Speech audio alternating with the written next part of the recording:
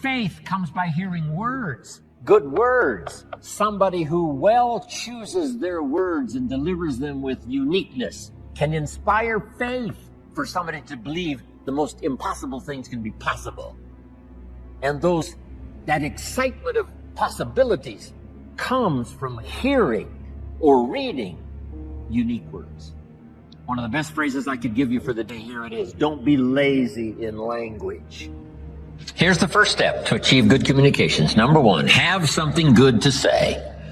That's step number one. It's fairly obvious. To have something good to say, try to recall and remember and take notes, keep journal, whatever, of your experiences, because as you live your life, you're going to have something good to say. One, from your failures. Two, from your successes. You're going to have something better to say from the mistakes you've made and how you corrected it and bailed yourself out. And sometimes instead of just registering it in your head, why not commit it to paper so that it gets logged, it gets recorded, and someday you can use it for the future? Have something good to say. The key to speaking well, the key to excellent communications is preparation. Actually, all of our life is preparing. This year, preparing for the next. Those first, 8, 9 grades preparing for high school, then high school preparing for college, college and university preparing for a career to earn money, then preparing to make the investments to keep you safe and secure, build a financial wall around your family nothing can get. Always preparing for those steps and stages in our life. That's part of the game of life. For humans, it seems like it takes us longer to prepare.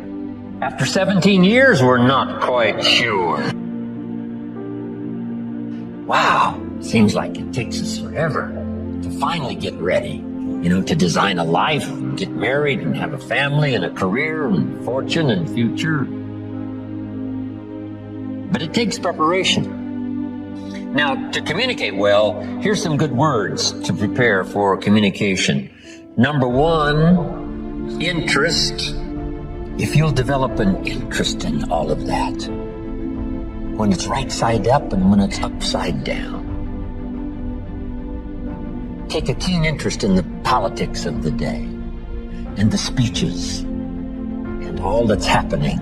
It gives you good stuff to debate and decide. Where do you stand on the major issues? Not only the political issues, but the major life issues. Be that interested in life and people. So underline the word life and people. That's the whole study. Study life in all of its twists and turns. Study people in all of their variety. And being in an enterprise that, where you have to employ people, get people to work with you, that's a challenge. Different ages, different opinions, different personalities, different temperaments. Here's one of the skills I learned that paid me big money. Getting people to work together. And see if they're all different in a whole variety. How do you get them all to work together? I'm telling you, it's not easy. It is a challenge. Organizing, getting people to work together. Now, if you're working with independent people, then it really is challenging. I promise you, a paycheck like you cannot believe. Here's what's interesting about people. The ones who should do it the most are inclined the least. How come they can't see it? I don't know. I can see it. They can't see it. Maybe right now they're not supposed to see it. That's the best I said. Sometimes you just got to take the easier way out. I don't know. That's an easier way out than to try to explain it all. That's just the way it is. Somebody you thought was going to stay, they leave. Here's what you have to learn to say. Isn't that interesting? And somebody that you thought was going to leave, what? They stay, and you say, I wouldn't have thought that in 100 years.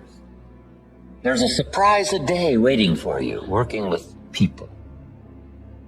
Next, sensitivity. Trying to understand where people are, where they're coming from, the position they might be in at the moment. Trying to understand. A night visits us all after days, and some winters are tough, and some people are having tough times. Be sensitive to all that. Next is simply knowledge. Just gather every idea you can that makes you a better communicator. Now we must learn to say it well. Once you've got something, now you can't mumble. If you've got something good to say, you can't mumble. Right? It's got to be clear, or no matter how good the message is that you've got to deliver, how good the instructions, how good the ideas, no matter how good they are, if you don't deliver them well, now the power is lost and the opportunity is lost. So number one is to have something good to say, and number two is to say it well. Here's what'll help you to say it well. Make this list. Number one, sincerity. If a message is delivered with sincerity, see, that makes all the difference. If the speaker is sincere, if the father is sincere, if the mother is sincere, see, that's captivating for the children. If the friend is sincere, even covering a delicate subject for us, of some changes we probably should make, if they're sincere, see, we will give them room.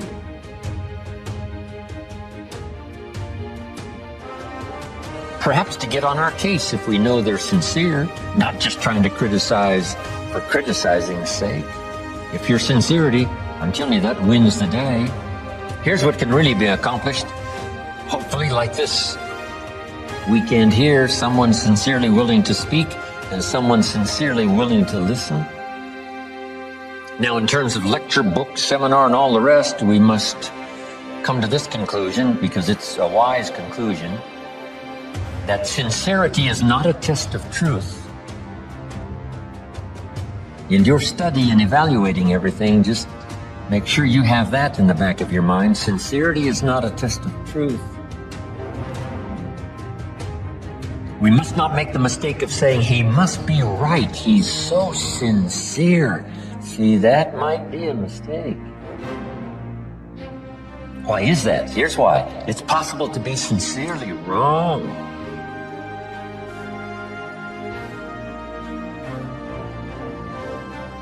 So sincerity is not a test of truth. Here's the only test of truth. Truth. Truth is the only test of truth, not sincerity. We hope someone will be both truthful and sincere, but we don't mistake sincerity for truth. Next is vocabulary. The better your vocabulary, the better you can share ideas that are meaningful. Find words now to use that you couldn't use before. Interesting story on vocabulary. Some friends of mine took a survey among prisoners many, many years ago. Some rehabilitation program they were working on for prisoners. They weren't looking for this, but here's what they found.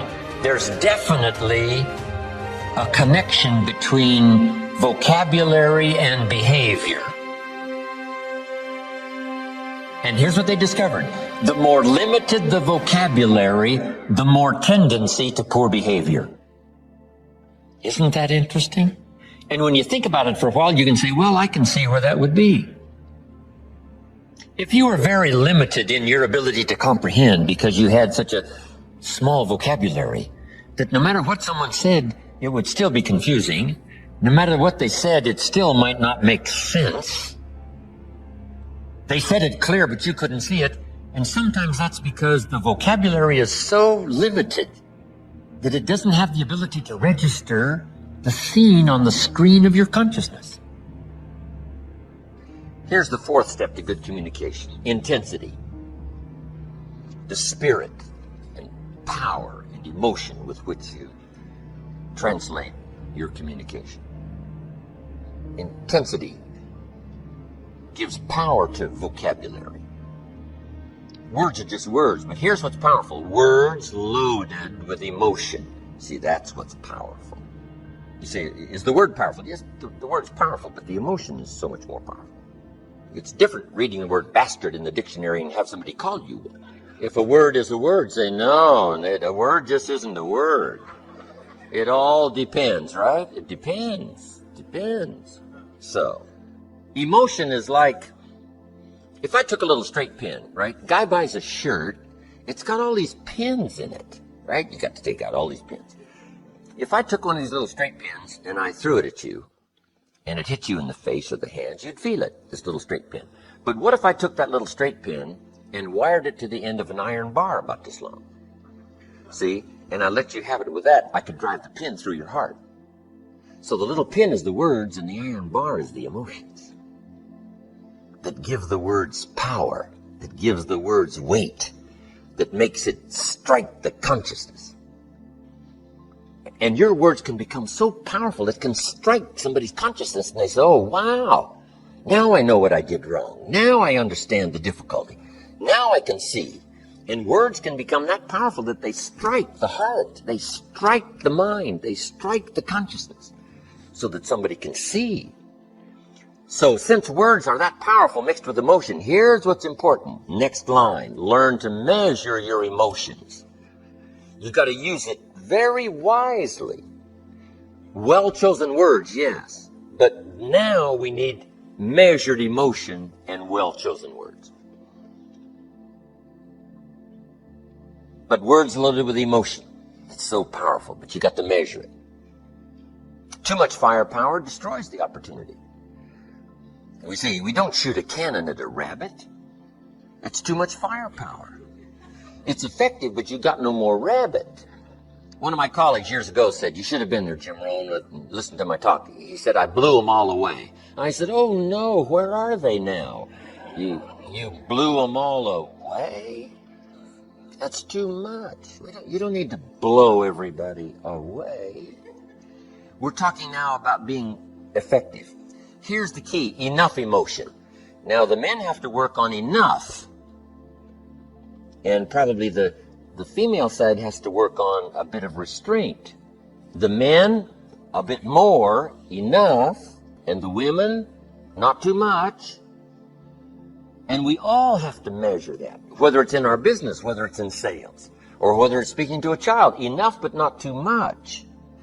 I mean, you can't believe what a little bit of course on this stuff will do in helping you to sense some things you didn't sense before, see some things you didn't see before, and pick up some signals you never picked up before by just paying attention.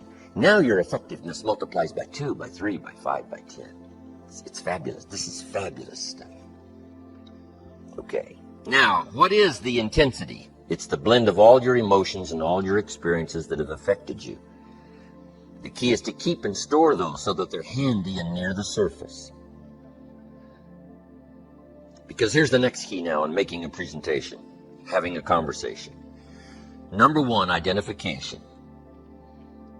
If you have available to you all of your experiences close at hand, now you can identify with someone. Here's what identification means, making yourself real to someone else, hopefully in the very beginning. If a man talks to a man, that's a pretty easy identification. If a man talks to a woman, a lot more difficult. If we're the same, if we're sort of the same, it's a lot easier to identify. Here's what identification means, building a bridge between you and someone else by relating some common experiences. You start with that. But now how does an adult 40 relate to a child of 12? That's a long bridge from 40 to 12. You have to build a bridge so you could have a good conversation. Here's one of the keys. Remember when you were 12. Now they can't remember 40, but you can remember 12. I remember almost every day of being 12. One challenge of being 12, you're not 13. Right? The teenager off going somewhere, so no, you can't come. You're only 12. Only 12. If I heard that once, I heard it 100 times. You're only 12. I couldn't wait to get out of 12. I seem to be stuck in 12. If you're not a teenager. Maybe that's changed now, but I mean back then, I'm telling you, 12 was an unbelievably tough year. Close, but not close enough. So you got to identify. So I remember when I was 12. Really? Sure. If I've got children and you've got children, even though I'm a father and you're a mother, but at least if we have children, we have something in common. Little things you can think of that helps to build a bridge fairly quickly between you and someone so that you have a better chance now to communicate well. We call this simply identification. Next, key to good communication is learn to attack the problem but not the person. this is an art. Too often we attack the person that is so closely identified with the problem. But the key is to attack the problem. We expect the doctor not to attack the patient, but we expect the doctor to attack the disease, to attack the problem, to make the operation successful, save the patient, destroy the diseased organ. So here's what we expect a doctor to be, very professional. So you can't be reckless here now, going after the problem when it seems like you're going after the person. You got to be like a surgeon. This is important stuff here, because a lot of people really get destroyed here by not being careful like a surgeon.